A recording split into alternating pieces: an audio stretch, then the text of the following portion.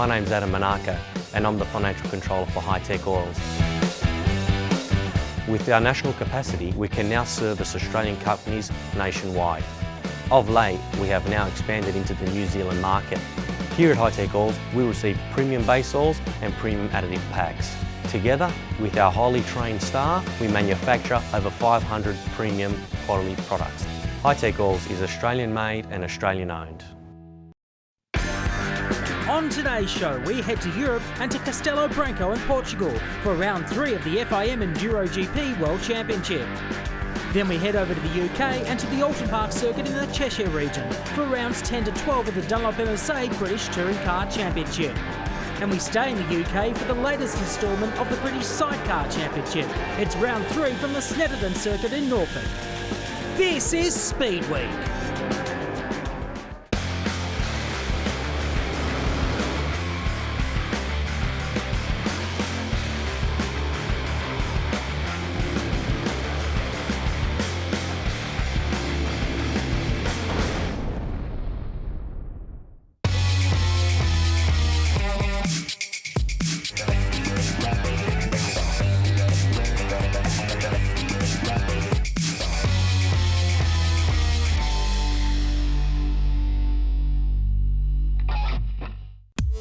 Hello and welcome to the third of 8 rounds of the 2018 FIM Maxxis Enduro World Championship.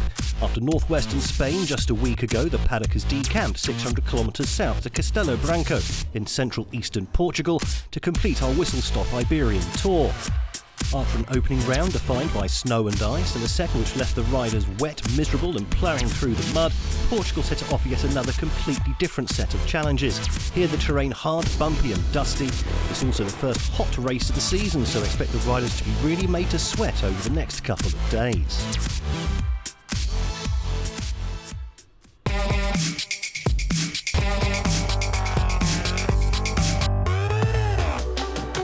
Third round of this year's championship sees a familiar face return to the fold.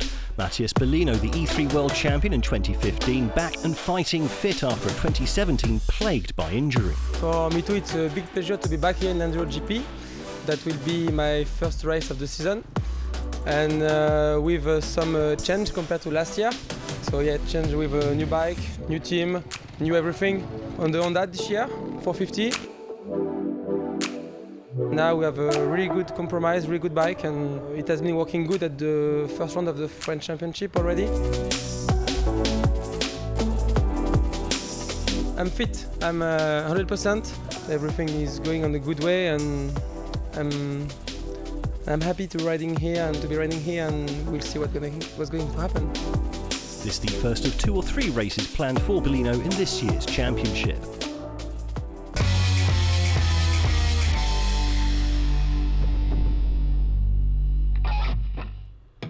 As in Spain, the riders started their weekend with a Friday night super test. This a truly spectacular event, beautifully floodlit with the 5,000 spectators in attendance just outside Castello Branco as the competitors rode out 2 by 2. As before, there were 12 seconds of time bonus for Saturday's race up for grabs for the winner, down to a single second for 9th place. Some of the big names not at their best under the lights. Reigning champion Steve Holcomb struggled to a lowly 18th for Beta, although that only left the Briton 3 places behind Enduro GP points leader Iro Remesh's TM.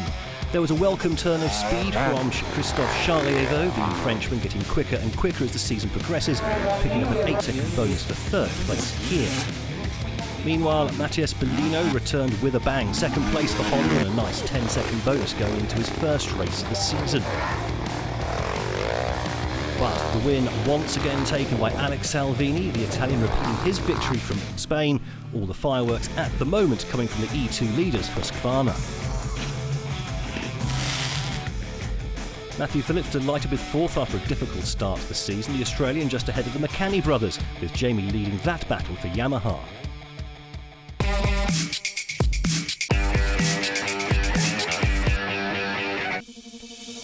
With the formalities of Friday done and dusted, the serious action primed and ready to get underway in beautiful sunshine on Saturday morning. The temperature about 20 degrees with no rain or even clouds on the horizon.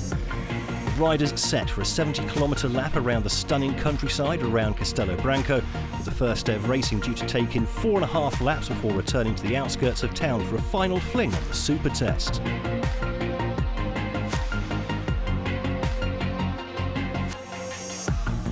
First though, let's take a look at the timed sections. There's a 2-kilometre extreme test right on the edge of town, featuring 2 kilometres of testing terrain with towering piles of rocks set to stretch every sinew.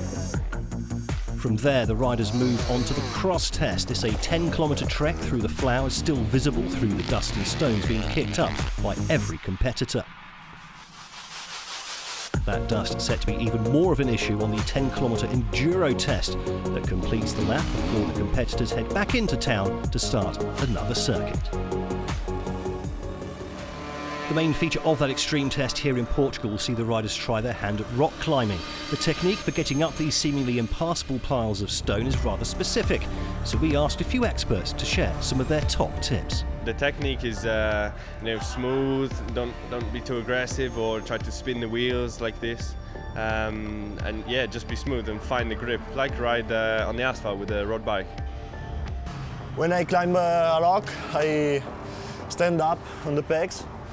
I stand up and I stay like this with the foot in this zone of the foot, of the pegs. And I try to move the weight of my body on the back and try to take some speed to pass the rock.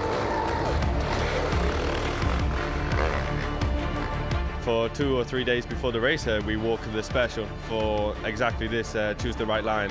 And especially with stones, because normally it's only 1 or 2 lines, which is 1 passable or 2 passable fast. When we walk the test beforehand, it's very important to choose a good line, and then to imagine how it will evolve between the first, second and third laps. For the moment it's very nice, but after that the stones can move and the grip levels can change.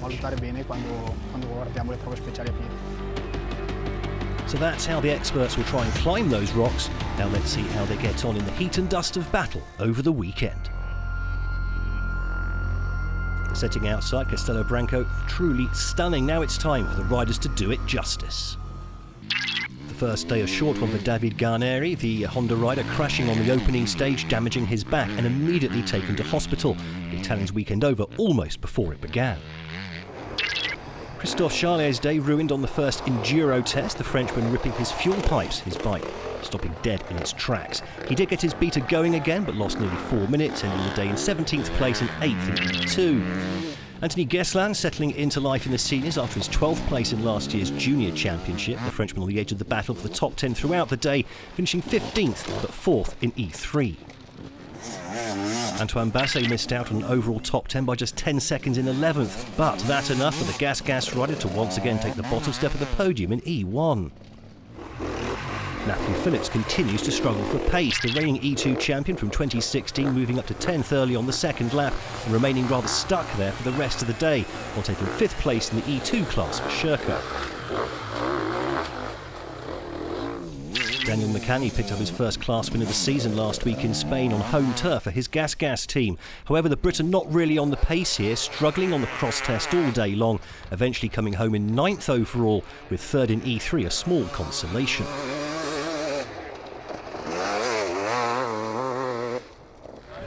Iro Remes arrived in Portugal with a healthy lead in the Enduro GP standings, but never really got to grips with the dry and dusty conditions here. Finn only able to take 8th place overall on Saturday and 4th place in E2, also saw his TM fall behind Salvini in the class standings. Loic Lario's early season form has been severely affected by a wrist injury that's seen the Frenchman unable to train or test on his Yamaha between races. The result, a slightly disappointing 7th place in Enduro GP, although he remains in the hunt in E2 after taking the bottom step of the podium in his class. Defending EnduroGP champion Steve Holcomb not a happy bunny, losing a little time with a Duff spark plug which was replaced before the first cross test, but never rediscovering his mojo after that.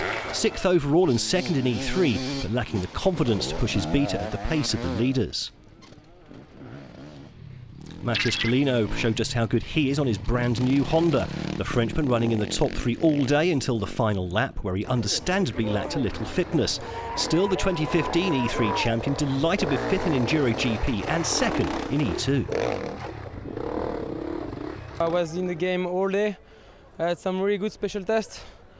I mean, I just arrived in EnduroGP. The guys are really fast and we already have 2 races in the legs, you know, so it's not the same when you just arrive for one shot like this. I'm really happy about my day. 2nd in E2, a comeback, a podium, it's awesome. Fair to say, Bradley Freeman has been one of the surprise packages of this season's championship. Last year's junior champion just off the podium pace all day, but won the 13th and final test to finish in a strong 4th position, just 6 seconds from the top 3, and also took another 2nd place in E1.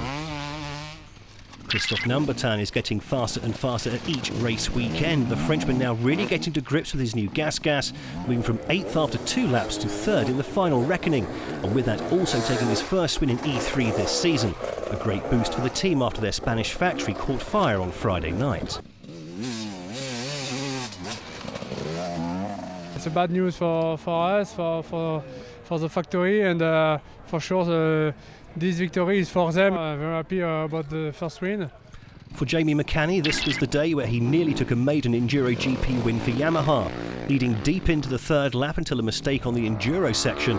2nd, a great result though, with 4 E1 wins out of 5 thus far this season, despite pressure from Freeman. Today I got kind of dragged into the EnduroGP class fight again, and I probably shouldn't have, but I was then thinking I'm leading the GP, and we were pushing to the limit, and you know, Alex made a mistake, and then I threw it away in the enduro test, and you know, it put Brad straight back onto me again. Like a tube of Pringles, Salvini has discovered that once you pop, you can't stop. Ending his 3-year winless streak in Spain last week for Husqvarna, and again on the top step of the podium here in both EnduroGP and E2, despite a spectacular mishap on the 3rd extreme test. It's the first heat of the season, so we feel it a little bit more, but definitely it's been a really good day for me. I did a big crash in extreme test where I lose about 20 seconds because I couldn't get up from the big steps, and I flip it back. But anyway, I was able to manage the victory anyway. I'm really happy. A brilliant day then for Salvini, moving away at the top of the E2 standings after a poor result for Remesh, while Jamie McCanny stamped his authority all over the E1 class. However, McCanny not going to have it all his own way, with junior champion Freeman breathing down his neck. 5th, also a superb result for Bellino on his comeback.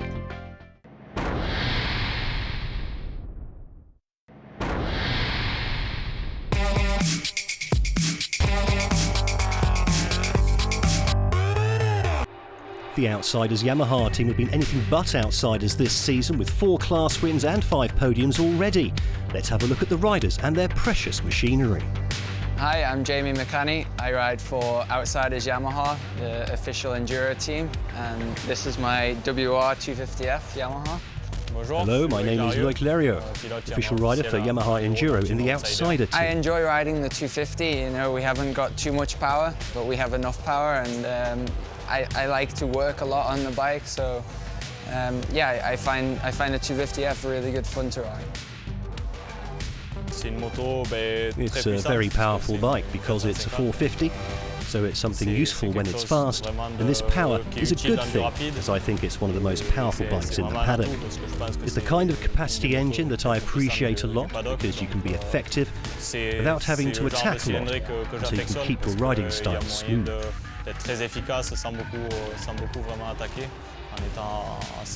The biggest difference from the enduro to the motocross is that it doesn't need to have much power from the bottom for the start gate or anything like this. Is more about the curve of the bike, the power curve. So it's much smoother and a lot more tame than a motocross bike. Well, we have here a characteristic for enduro bikes with the 18-inch rear wheel compared to a motocross bike with a 19-inch wheel. We work on keeping the weight down with kite for the hub. We're now lighter and stronger than with a standard wing. We run the suspension pretty soft because you know, like I said, we have stones, we have a big variety of terrain that we have to ride across, and you know, you might set it up good for the motocross test and it's really stiff, but when you come to the extreme test, the suspension doesn't move, so you have to try and find the compromise with the suspension to be comfortable all around. Well, we've worked really hard to make the bike more comfortable because we do 8 hours of racing a day. The suspension is from KYB, it's been modified to be softer and to be used and have grip in extreme conditions. I like it being soft.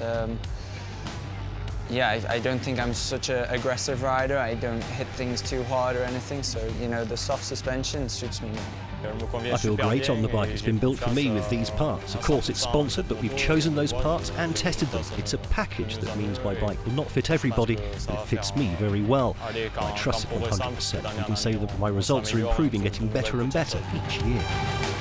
With a win and a podium already in the bag, both now hoping for more on Sunday.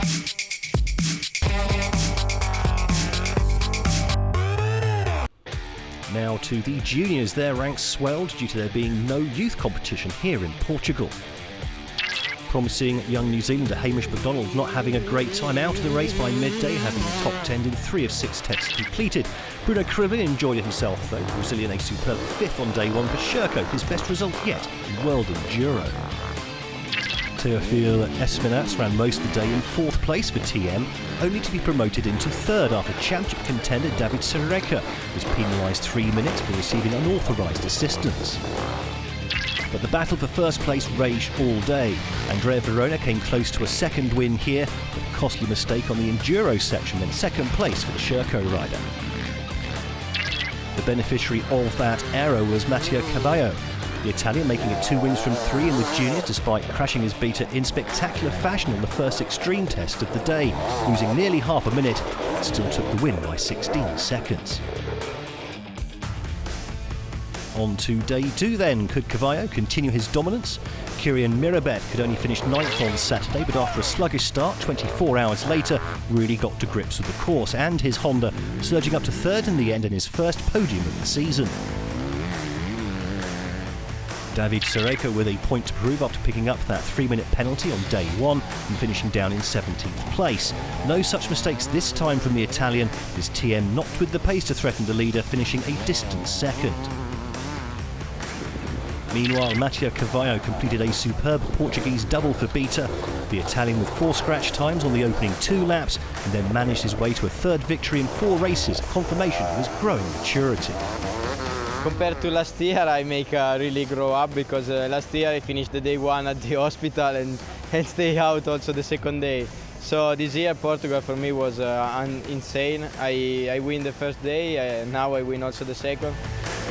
Cavallo now with a 10-point lead in the standings over Verona after totally bossing proceedings in Portugal, with Serreca a rather distant 3rd place after failing to pick up any points on day 1.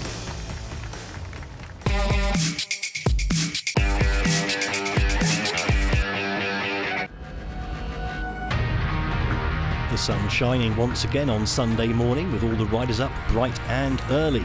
Just 3.5 laps to be negotiated on day 2, finishing for the first time in World Championship history with one final super test. In the meantime though, there's plenty of fresh air and beautiful countryside to be enjoyed, certainly for the spectators, although perhaps not quite so much by the riders themselves, with temperatures set to continue to rise.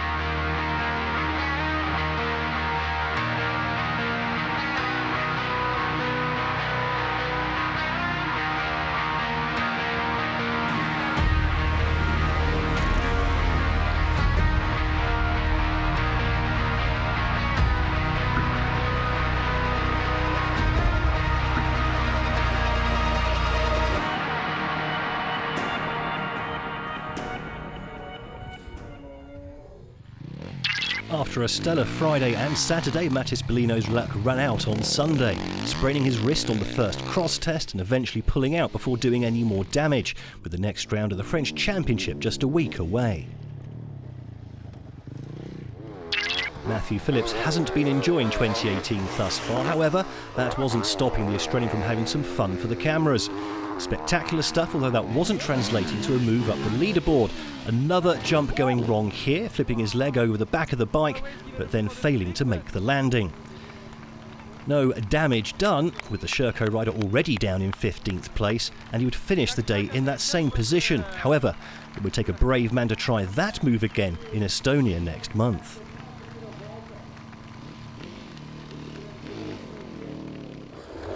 Anthony Geslan was enjoying his 24th birthday on Sunday, and 12th place overall on his beta, the best result of his year thus far in his debut season in the seniors. 4th in E3, enough to move him into 4th in the class standings, despite not competing in Finland. Antoine Basset is becoming a model of consistency. The gas rider without the outright speed of the E1 pace setters, but 11th overall for the second day in a row and a third consecutive third place in E1. Still a fine result for the Frenchman, now away and clear in third place in the class standings. Sunday saw Thomas Oldrati, the 2008 junior champion, bag his first top 10 finish of the season for Honda, 11 seconds ahead of Basset, and was 5th in E2. The Italian also with some better news regarding teammate David Garneri after his big crash on day 1.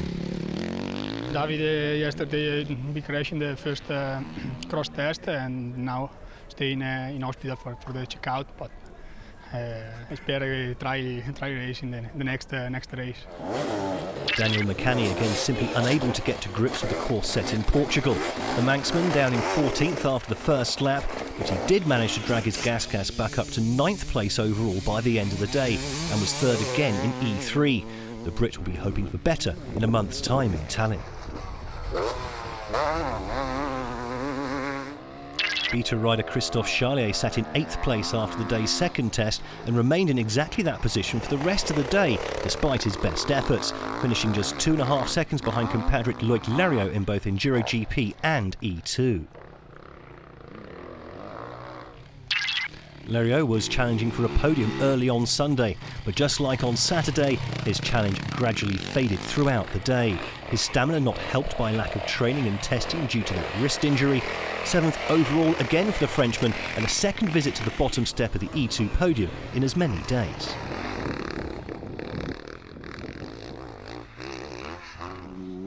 Jamie McCanny leads the way in the E1 Championship, but the Yamaha rider's advantage now down to just 4 points over Freeman after his string of 3 consecutive victories came to an end on Sunday. The setup not quite right, meaning just 2nd place in E1 and 6th in EnduroGP. I had a bit of an up and down day, to be honest. I started with the same setting as yesterday, and the track was pretty rough, and we changed the suspension for the last lap, and I felt a lot more comfortable, but it was too late, and we're doing a lot more extreme tests than normal, so that's at the moment that's my biggest weakness. So. Iro Remesh's rather average weekend continued into Sunday. The TM rider changing his approach a little on day 2, but as a result improved from 8th to 5th. Ground lost in the EnduroGP standings, but second in E2, perhaps with greater importance to the Flying Finn. I a little bit changed my riding style, like straight in the morning. And yesterday I riding too aggressive, and today a little bit easier and take good lines, so the time was also better. Bradley Freeman's battle with Daniel McCanny for the E1 title looked like raging all season. The 21-year-old exceeding expectations here by claiming his first class win of his senior career. And he was an agonising 0.69 seconds away from the maiden podium in EnduroGP on his beta. At this rate, he could even emulate British compatriot Holcomb in taking a world title in his first senior season. I'm racing with Jamie in the E1 class, and he's so fast. Unbelievable day. I can't even describe the feeling at the minute. So, it's when I rode the juniors last year, I thought, maybe I won't even get on the podium this year. Senior racing's hard, so. To be on the podium sort of every round and win a day at the third round is unbelievable. So happy for myself and my team and just everyone, and it's just an amazing day. I can't even explain it. Christophe Nambertan's season is really getting into high gear now, sluggish in Finland and Spain, but could have claimed a first EnduroGP win of the season here. Just 0.2 of a second off the lead with 2 tests to go, but eventually demoted to third by a hard-charging Salvini and also second in E3. It's a great result for the team after the bad news for the weekend. So it's good to give more motivation for the future for the guy. And now the team make a good job. The bike was fantastic this weekend. So I'm happy about my speed in the test. Just need to work a little bit in extreme and super test now. The battle for EnduroGP supremacy raged throughout. Day 1 winner Alex Salvini only 8th after the first lap, but rapid the rest of the day. A sequence of fast times seeing the Italian drag his Husqvarna back to within 3 seconds of the leader going into the final test. That leader, none other than defending champion Steve Holcomb, shorn of confidence on the opening day, the Briton this time propelling his beater to 4 scratch times ahead of the final super test, and it was he that was sat in the box seat with just that one short stage left to go as he looked for a second EnduroGP win of the season. So the scene was set, a packed crowd waiting with bated breath, and it was Holcomb to be the first of the main contenders to set a time for Salvini to beat. He would end up with the 6th fastest time on this test, but in an agonising 2nd place overall with a second-class win of the season. What a difference 24 hours can make. You know, so it's important, like you say, for me to for myself as well, bounce back from yesterday. You know, it's pretty hard to do, and yeah, I'm just happy to at least fight for the win and, you know, come up a little bit short, but no, overall I'm happy. I'm happy to get good points from a tough GP, and like I say, looking forward to the rest of the season. Salvini, the last man on track, and he knew exactly what he had to do. The Italian arguably in the form of his life and risking everything for the win, setting the scratch time to sensationally turn a 3-second deficit into a 3-second victory. That's now 3 EnduroGP wins out of 4 for the Husqvarna rider. It's been an unreal weekend for me. I arrived at the last test 3 seconds behind Steve, and I goes in like all in, and yeah, everything went well, and I can say that this is one of my best victory in my career. So Salvini once again on the top step of the podium, his form seemingly irresistible at the moment. Holcomb though not far off the pace thanks to the Italian stuttering start in Finland.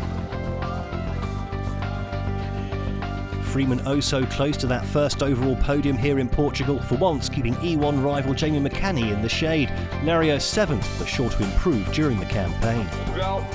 Salvini now in possession of the championship leader's red plate, although level on points with Remesh for the moment. Holcomb just 6 points back in third, with Jamie McCanny also in contention, just 5 points further back. So that's your lot from hot and sunny Portugal. We'll be back in 4 weeks' time with all the thrills and spills from the 4th round of the 2018 FIM Maxxis Enduro World Championship from the GP of Estonia. But Alex Salvini will be hoping to continue his hot streak of form after a clean sweep of victories in Castello Branco. Ate logo. Coming up after the break, we head across to the UK and to the Alton Park circuit for rounds 10 to 12 of the Dunlop MSA British Touring Car Championship.